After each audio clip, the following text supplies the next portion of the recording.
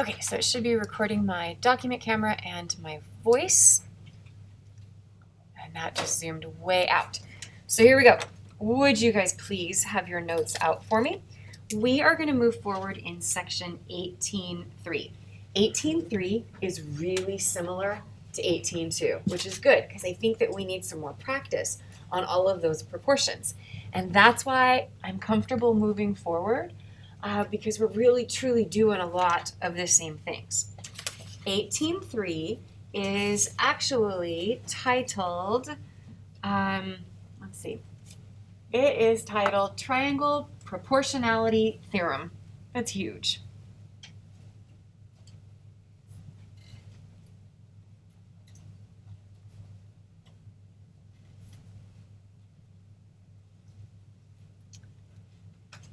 Triangle Proportionality Theorem. It sounds way harder than what it's actually going to be.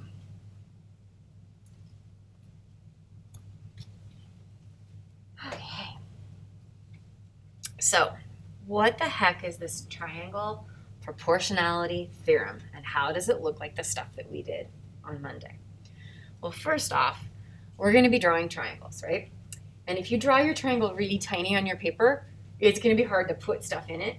So maybe make them a little bit bigger than you thought they needed to be. So I'm literally actually looking at your assignment, and I'm going to assign you guys the odds. So I'm going to use the evens as the examples so that they look very similar to what you're going to be seeing. So first thing, let's draw ourselves kind of a slightly exaggerated right triangle.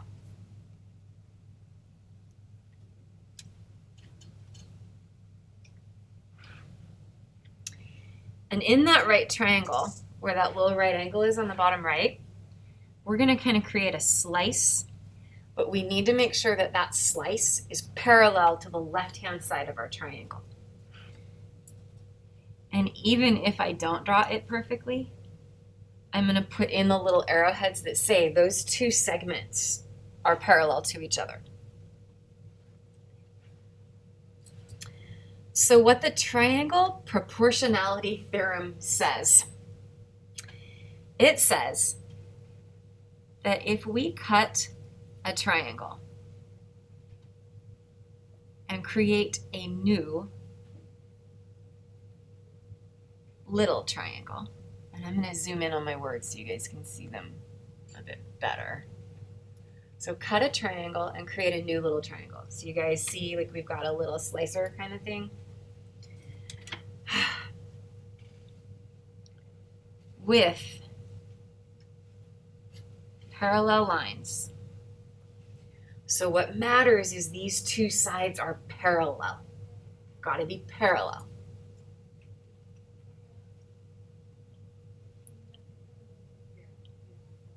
Then corresponding sides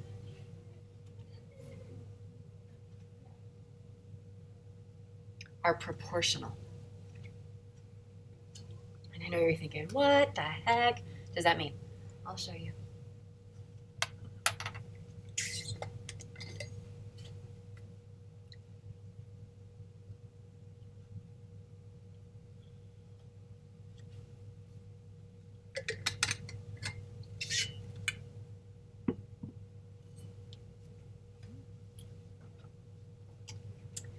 I think the best way to show you isn't generically with a ton of variables. Let's use some numbers. So let's do some marking on this triangle and actually jump in and do an example. So I'm going to tell you, and guys, this is never drawn to scale. I can't draw. From this top point, that vertex up there on the very top of the great big triangle, to this new little parallel segment slicing in, I'm going to tell you that that is a length of 25.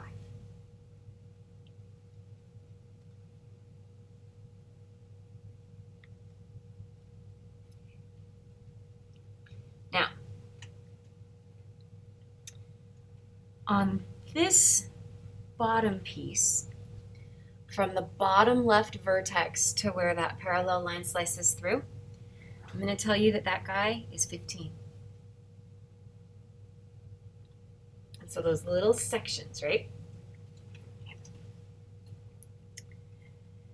Now what I'm gonna do is I'm gonna kind of come outside the triangle. I'm gonna put a little bar up there where that vertex is.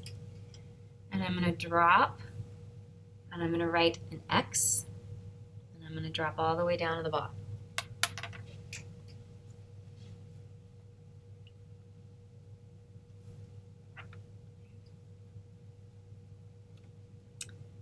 So what that's saying, and I'm going to use my highlighter, is that this whole length right here, we're going to name it X.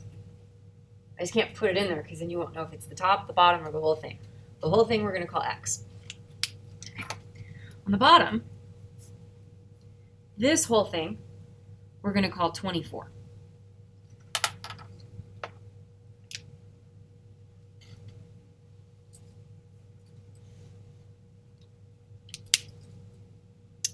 Pink might be a little too dark to use as a highlighter. Sorry, guys. So here's the deal. We're going to have proportions. This whole outside set of sections, all of them, they're going to be proportional to these little like inside bits and pieces. So remember how I said when we create these proportions, we know our job is to go solve for X. Start off by writing a fraction and put X down first. You don't have to. There's like actually 8 different ways you can start these problems. But if you do them all the same, you don't have to work quite as hard. Start with your variable, what you need to know. Okay, now the X is the outside piece of the big triangle. Underneath it, we need to have an outside piece of the big triangle. So that's why the X and the 24 are going to go up and down. The X and the 24 come from the big triangle. Same shape.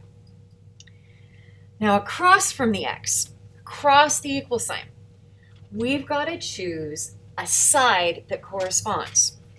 So if my X is the right-hand side, it's going to correspond with the 25. Because on this part of my shape, the 25 is the right-hand side, just like the X is. We only have one other option for the bottom, but I'm hopeful that it makes sense that the 15 has to go across from the 24. Yes, go ahead. Because the 15 and the 24 are what we call corresponding pieces. They're coming from the same location on the shapes. So I'm going to pause for a second.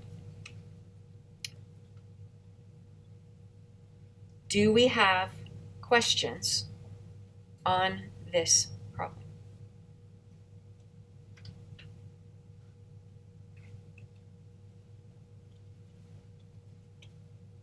Okay. So I'm going to go diagonal.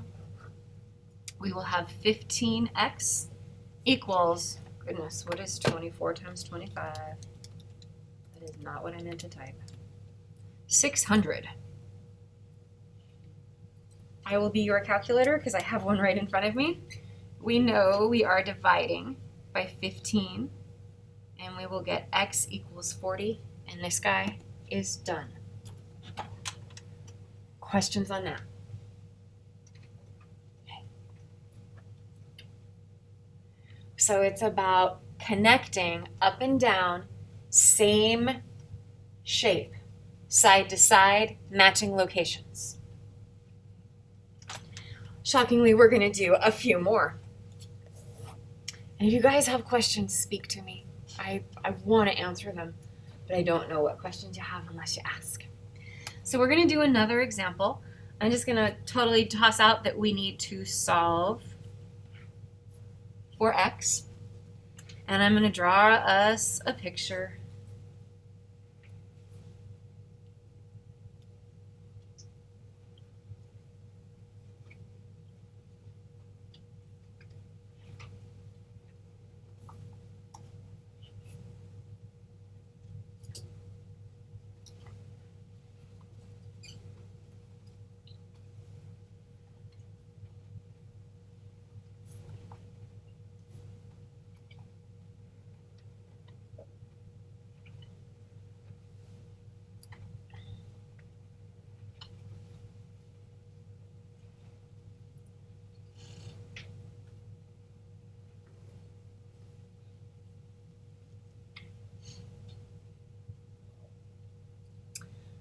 So it's important that we understand the picture.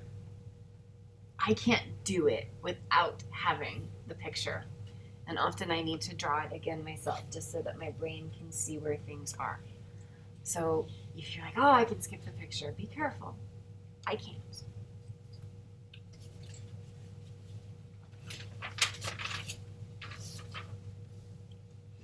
So kind of designed this one to try to trick you a little bit, which is mean, but I have to, because you have to understand what this is saying. We're talking about the triangle proportionality theorem. We're talking about the outside shape of the triangle and the inside bits and pieces. So I know my job is to go solve for x. This worksheet doesn't always use an x. Sometimes it uses a question mark. So that's why I've got an x and a question mark. And so in looking at that, I'm going to probably set up my fractions in a couple clicks. And I'm going to start with my x, right? Because I got to go find it.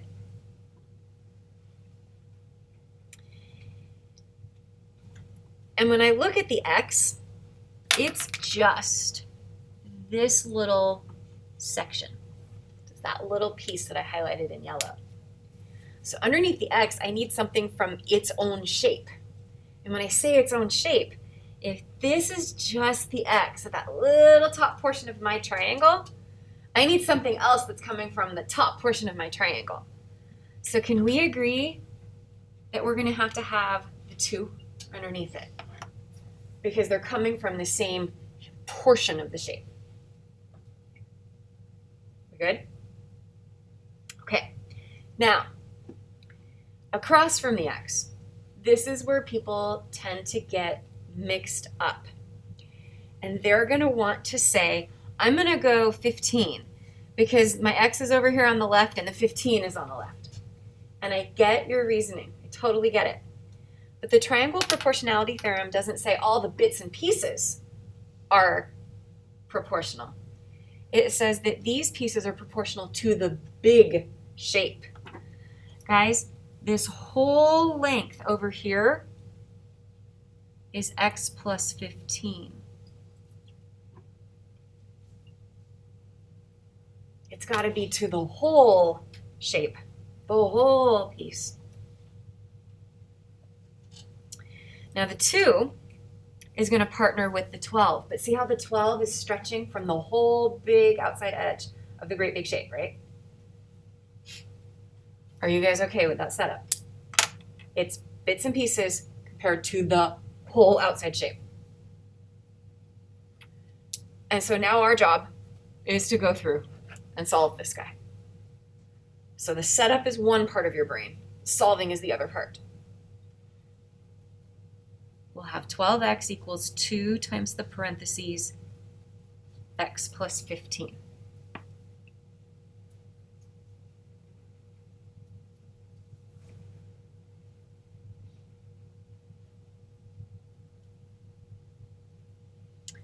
So we need to distribute that 2 through those parentheses, 2 times x, 2 times 15.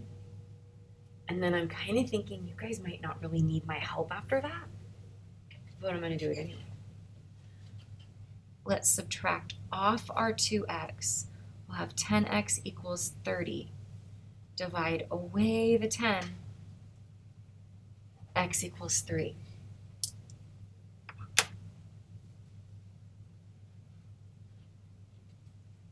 Have you guys ever had math teachers that say that's the only way you can do it? You have to do it my way or it's wrong. Have you ever had that? I have. And I will argue that I've taken more math classes than you guys have because I went to college for math. So I've taken a few more. And I didn't like that. So there are several ways for you to actually set up this problem correctly. But I've learned as a math teacher, if I show my students too many ways, their brains go, and they get so lost on which way works. So I'm showing you one way. If your brain is seeing it a different way and you want to know if it'll always work, you can absolutely ask me that question. And I will tell you, yep, you are looking at it a different way and that way is valid and it works and here's why. And if the answer is no, I will tell you, unfortunately, that doesn't work. Here's what we need to do to fix it. But I know for a fact that there are like 8 different ways we could set this up and still be good. There's even more ways that we can set it up and be wrong. I don't want you wrong. Right. Fix it. I know. I'm sorry. Okay. Questions on this one? Because of course I'm not done. Of course I'm not done. I'm never done. You guys know that. Okay. It's open. Come on in. Do you think she heard me? It's unlocked. You're welcome. Okay, guys. New example. So, like I had said on this last one, I'm going to try to mess with your brains. So here comes a new one. This one's got a little bit more to draw, so bear with me. So I'm going to draw like an actual line, and I'm going to put arrowheads on it. And it's going to go at that little angle there. Then I'm going to draw another line to the right. And you're actually not going to see a triangle. Please note, not drawn to scale, guys.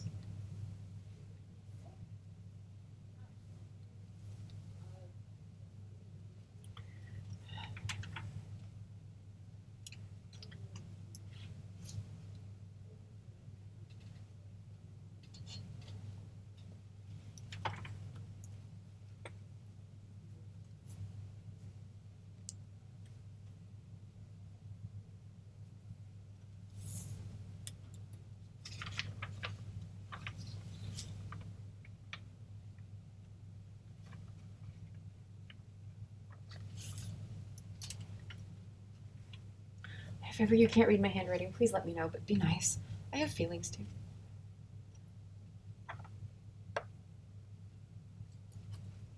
If you think you know how to set this up, you go for it. You don't need to wait for me.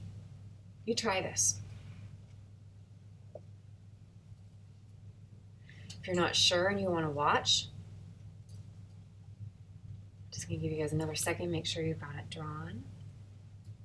So again, if you want to set it up and go, you go solve it. In fact, I'll even tell you, I think if I did it right the first time, I think the answer is 42.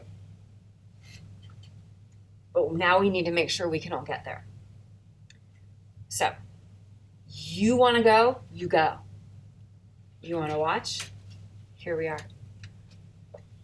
I'm going to start with my X. Got to know what I need to start with. So I need some help. And it can be a voice from the Zoom because I can't see your faces, or a voice from my room where I can see your faces. What do you guys think we need to put underneath the 30? Your math teacher just said the answer. What do you guys think we should put underneath the X? I just said it. Could someone say it back to me? Thank you. Okay, now I'm going to ask a better question. What has to go across from the X?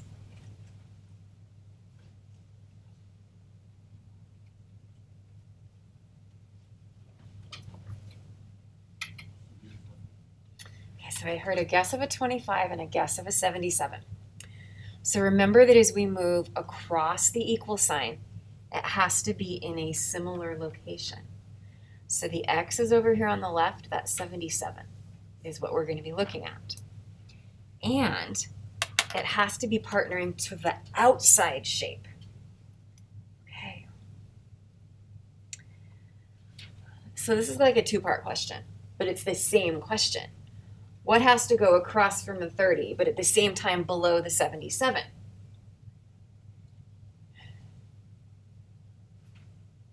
Is it the 25? Like, does that little bit of 25 pair to that whole length of 77? Or is it something else? What's it gotta be? Okay. So this 77 is talking about that whole outside length. We have to partner that with the whole outside length. It's gonna be 30 plus 25, which is 55. And if you just write 55, that's fine. Are you guys seeing it? The x and the 30 are coming from that section of our shape, but the 77 and the 55 are the outside corresponding pieces. We can actually start multiplying diagonally. So I'm going to change 30 plus 25 to be 55. So we will have 55x equals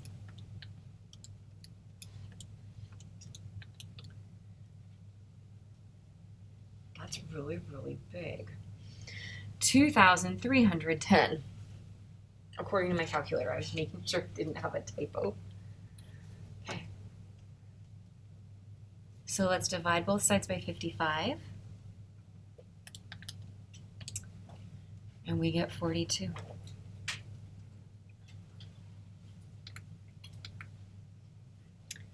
Questions from the Zoom or the in-person people?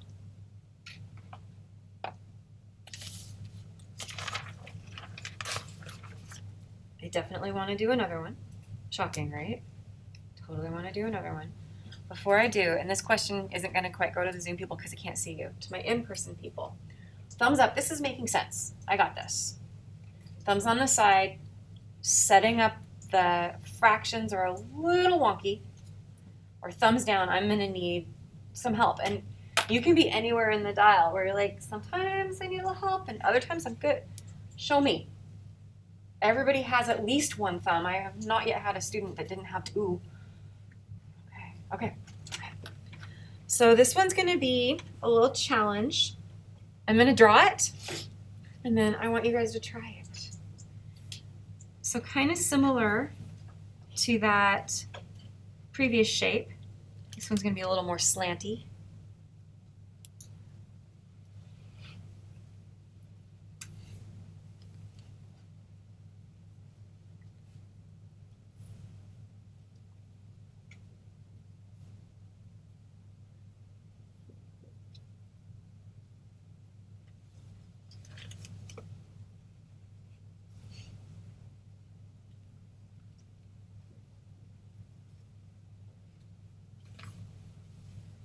I want you guys to try this one. I'll come back to you soon. Give this guy a try.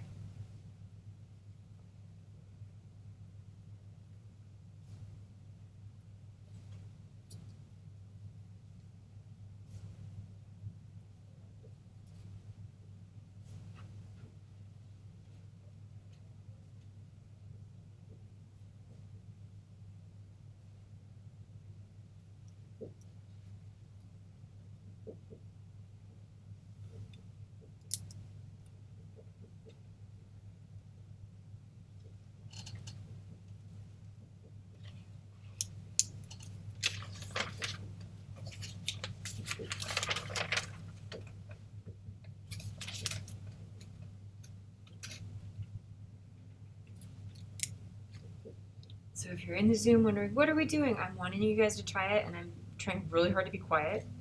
I suck at that.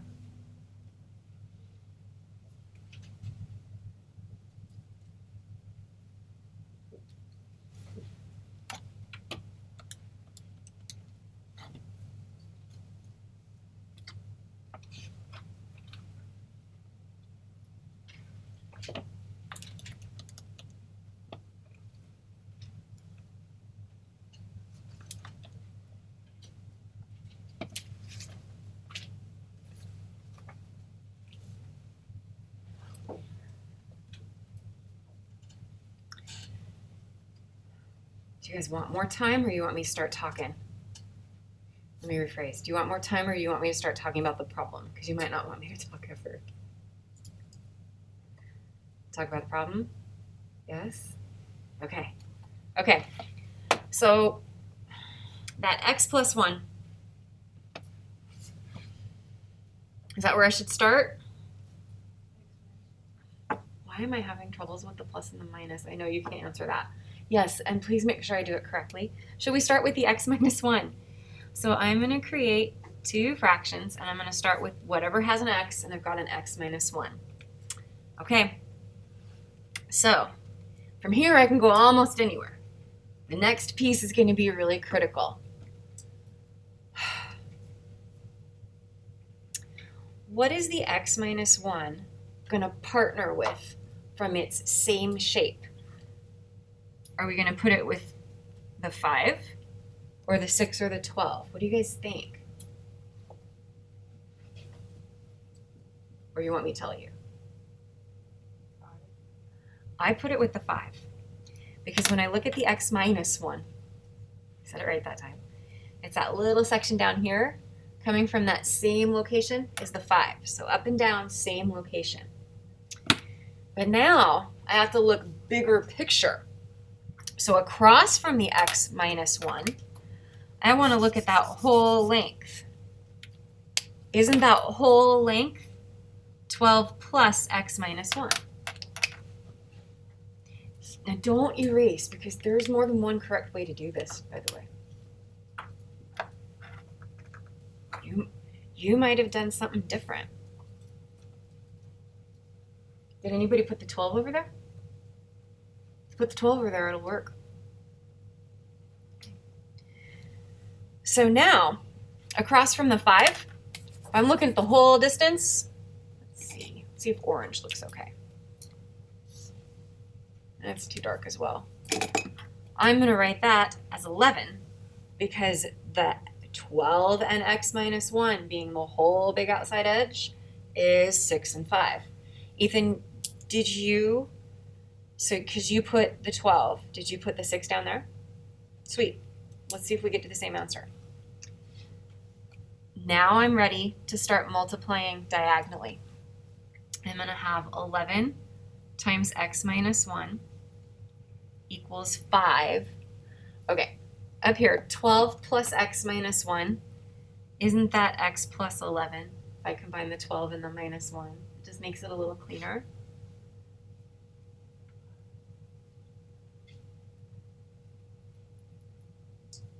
Then I'm going to distribute.